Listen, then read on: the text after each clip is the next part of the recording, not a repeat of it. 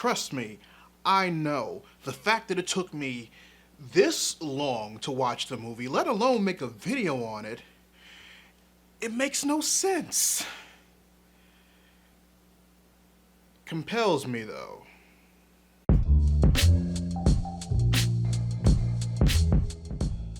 Yes, readers, you saw that intro correctly. It's been out for over a year by now, but I finally got around to watching Rian Johnson's mystery film, Knives Out, for the first time. And as you probably would have guessed by now if you've picked up on my taste in films over the years, I loved this movie. The aesthetic, the music, the dissection of the mystery's multiple layers was just nothing short of a good time for me. But you know me, readers. I always have to either speculate on something that the film's alluding to, or look at something it presents and find a teachable moment in it. In the case of Knives Out, however, it's the vibrant cast of characters that make up the privileged Thrombey family, and realizing that their digression over the course of the movie is a warning tale about how to spot the real-life deplorables that they represent. Like I stated before, readers, Knives Out is a whodunit mystery thriller, and the mystery in this case is finding out if the death of famous murder mystery author Harlan Thrombey, played by the late Christopher Plummer, truly was a suicide or if foul play was involved. And to figure that out, a mysterious client hired Daniel Craig's character, a private eye named Benoit Blanc, to investigate and get to the truth of the matter while working with the local police. Now, while it has been heavily established that the popularity of Blanc has shown to be popular enough that the Knives Out audience, as well as writer-director Rian Johnson himself, wants another mystery movie with Blanc on the case, the movie makes it clear that, despite watching him work out the angles and get to the bottom of everything, he is not the main character of the movie. The actual main character is Harlan's at-home nurse, Marta Cabrera, played by Ana de Armas, who's been by his side till the very end. Literally. Because of this, and how well she takes care of Harlan, the extended Thrombey family consider her to be part of the family. And at first glance, it definitely seems that way. But it's in that declaration that we start to see some very interesting things about the Thrombey family. First, we have Richard Drysdale, the husband of Jamie Lee Curtis's character, Linda Drysdale, Harlan's daughter. Because of how the scenes play out in the movie, the immediate scene that makes us want to initially associate the family considering Marta as part of the family is one of him beckoning her to join the rest of the members discussing something in the living room of Harlan's home during his birthday party.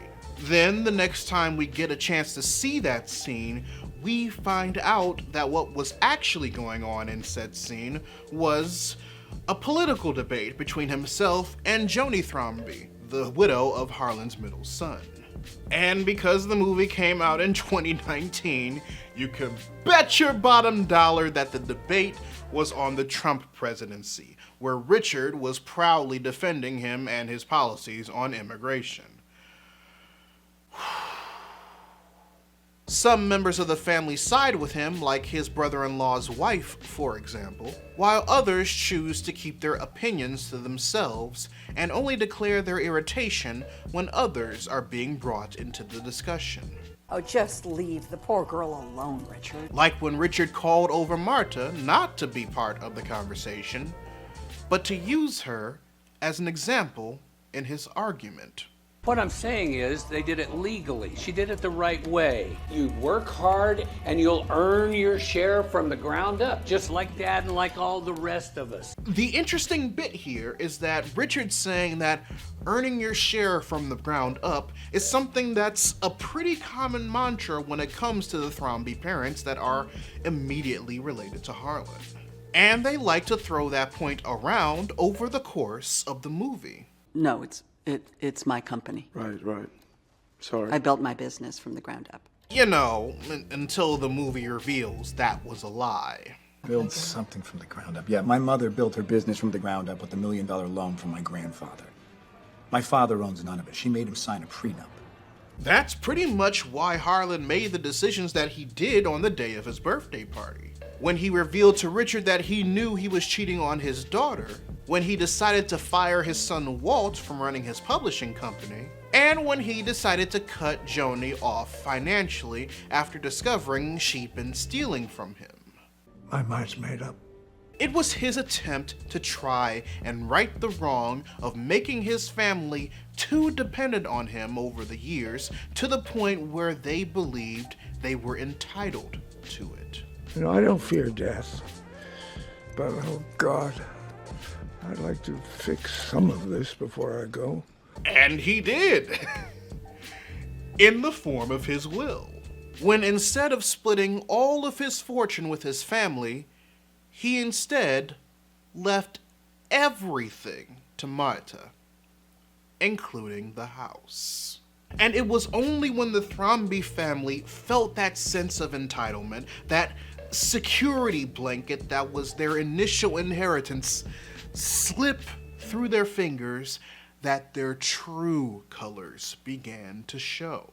Jody, desperately clinging to the hope that her portion of the inheritance would make up for being cut off from Harlan's funds, immediately shifts to believing that there was foul play involved on Marta's fault the moment they all learned the inheritance would be split amongst the family if that was proven to be true. The plans of taking care of Marta and her family that Walt's daughter had to talk him into during the memorial dinner immediately shifted to the threat of having her mother deported upon learning she was in the country illegally. Even Ransom, the black sheep of the family and the one responsible for this whole affair to begin with, sought all of this out because he knew Harlan was going to leave Marta everything, and concocted this scheme and even act on the fly to try and get what he believed to be what was rightfully his. We allowed you into our home. We let you watch our granddad. We welcomed you into our family. And now you think you can steal it from us? You see, the beauty of Knives Out is that while it is, in fact, entertaining to watch, both in its mystery and the feel-good feeling of watching an entitled, privileged family get screwed over by the final acts of their patriarchal head, it uses the Thrombeys and their situation as an analogy to a group of people that, up until recently, have had the pleasure of hiding their true selves behind the masks of liberalism and coexistence. The Thrombeys are the ones who put on the disguise of liberalism. They parade their good deeds and work ethic in front of everyone, thinking it's a sense of worthiness for having what they have, only for the actuality of their accomplishments to be steeped in the same amount of privilege and selfishness that they constantly deny. They're the ones who debate the blooming bigoted opinions of their other family members, but will only do so in order to show the world that coexistence with individuals who challenge the rights of others less fortunate to them to exist is possible because they're grown too comfortable and accustomed to the security the name grants them. Then, the moment that privilege and security is threatened, thanks to either outsiders or from someone who finally realized that they've been nothing but an enabler, they immediately throw the facade away in order to protect and claim what they believe is rightfully theirs, no matter who they have to manipulate or threaten to get it. While Knives Out is a very well done old school whodunit mystery movie, Rian Johnson, albeit not so subtly at times, found a perfect way to display the warning signs of those in high privilege and fortune who use activism, coexistence, and the cherry-picked ideal of the American dream as a surface-level shield to guard themselves from the people they truly are, or for those of us who don't already know what to look for.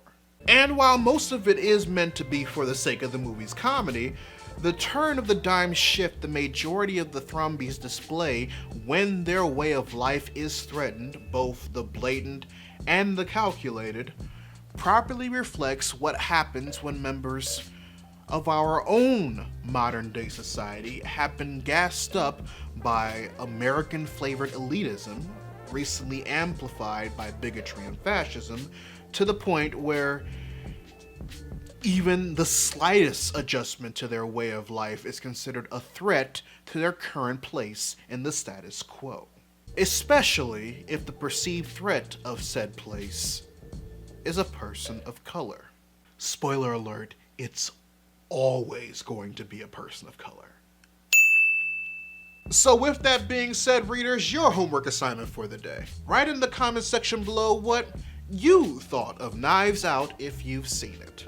Or if you feel like sharing with the rest of the class, if you've seen any other films that acted as a way of showing how to spot wolves in liberals' clothing.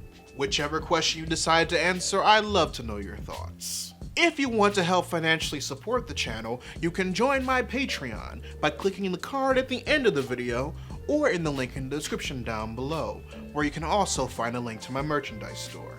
Or if you prefer to give a one-time donation, you can find links to my PayPal and my Ko-fi account in the description box as well. Also, make sure you subscribe to the channel and turn on notifications, because I post new videos every Monday, Wednesday, and every other Friday. But until then, this is Readus 101. Class dismissed.